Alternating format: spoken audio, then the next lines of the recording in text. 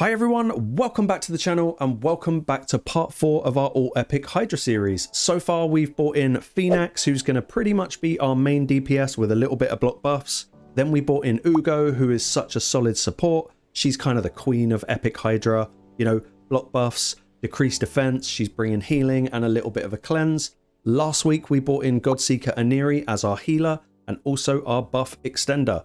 Today we are going to tackle the head of Torment. I think we all know who it's going to be. Let's get into it. Guys, before we move ahead, new player promo link is going to be in the pinned comment and description of this video and going to get you off to a solid head start in Raid with a free legendary and 3 free epics as you level up your account. Here's what you need to do. You need to log out of Plarium Play on your PC and uninstall the game. Click the link in the description and register with a brand new email address. Launch Raid, complete your tutorial, go to your inbox and claim your first free champion. It's a good one, guys. You don't want to miss it. We all knew it was going to be Inquisitor Shamael. It's such an obvious choice. This guy is the epic king of Hydra. I really can't think of anyone better.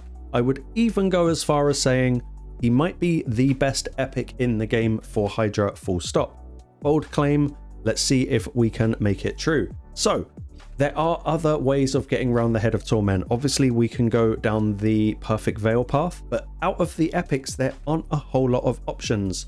We do have someone like Rector Drath, you know, brings in healing as well. But in using her, I have found that I needed to pump her stats so high to actually get any kind of real good use out of her. So we're going with Shamael. Let's see if he lives up to the reputation. What is it about him that makes him so good? It's kind of all about the passive. Each critical hit fills this champion's turn meter by 7.5%. That's very solid. Whenever an ally receives a fear or a true fear debuff from an enemy, which is what's going to happen whenever anyone hits the head of Torment, he instantly removes it and gives 15% turn meter to the leader.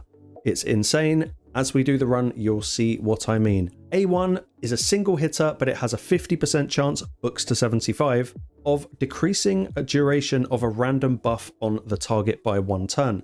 This is really good in Hydra, because if someone gets reflect damage, well, obviously that could just end your day.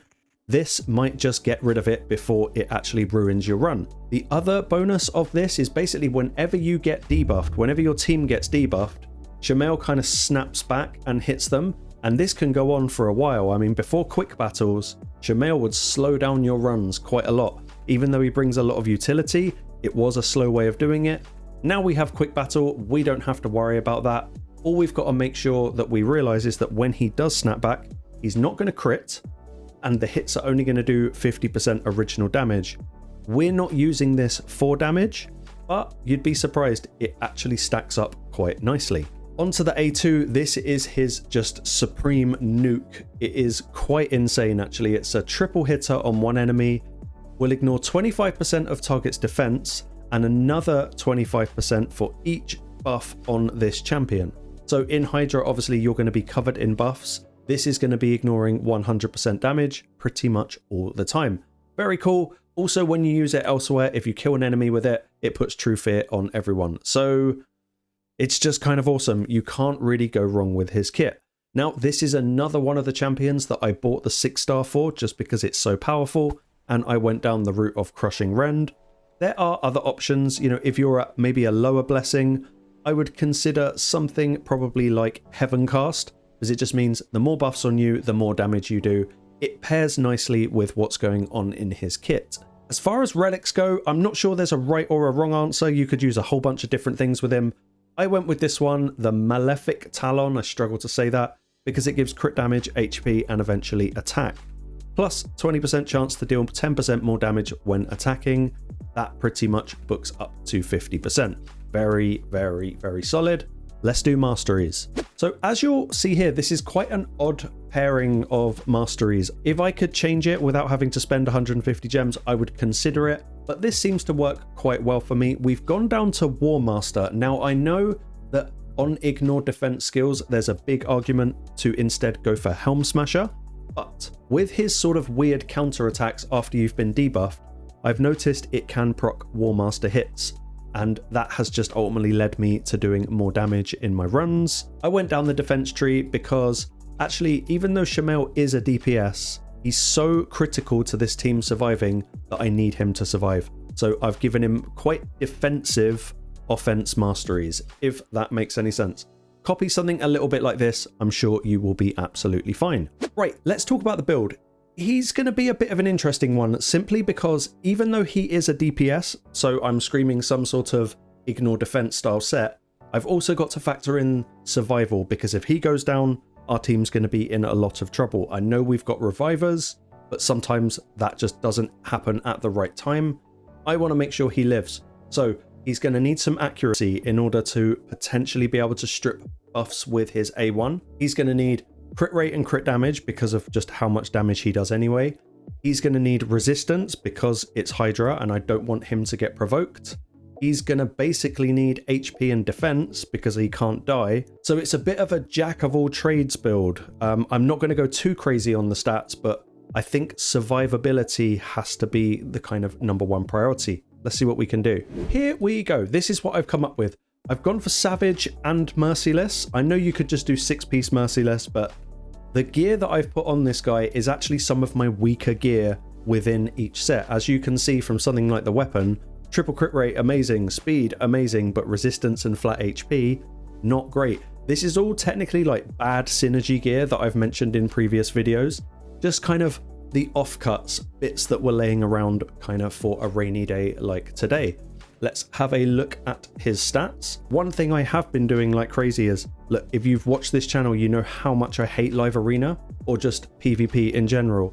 I have been farming my arse off in live arena just so that I can finally get some area bonuses because, oh man, I've barely got any. It's actually embarrassing, but here we go.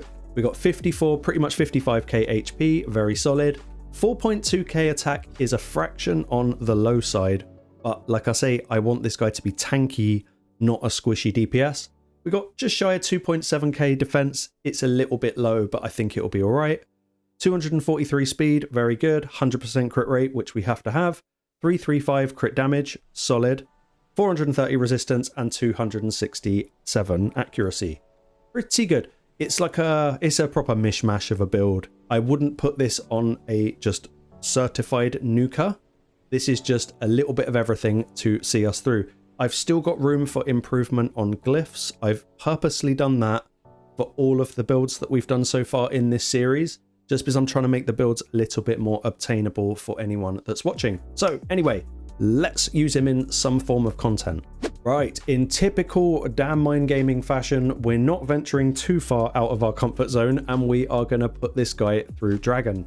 Now, normally I would do stage 1, but I think we're going to do stage 10. I want to basically do a damage test between a single target damage dealer, Shamael, and an AoE nuker. Seems like a strange test, but I think this guy is actually strong enough to win this particular battle. So without further ado, we jump in.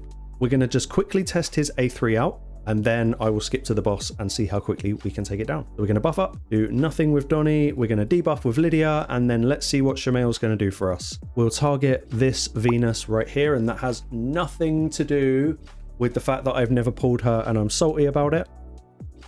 But yeah, so for that, she dies. Let's see what he can do. Solid. Let's call it 100k a hit. Can't complain there. That's actually incredibly strong, especially as he's not fully DPS built. Quite impressive. I'm going to chuck this on auto and I will see you at the boss. Right, let's do this. I'm just going to actually do this on auto. I want to see how quickly we can take the boss down. We're at 40 turns now. So we're just going to pop it on auto and Shamael is going to do the work, hopefully. So as we're seeing here, Shamael's doing his cool little counter attack thing. It adds time to the run, but you know, it's all damage at the end of the day. And I'm just very curious to see who's going to win the DPS race out of the AoE and the single target. I will be quite intrigued as we take this guy down. I think Shamael's going to get rid of that purple bar.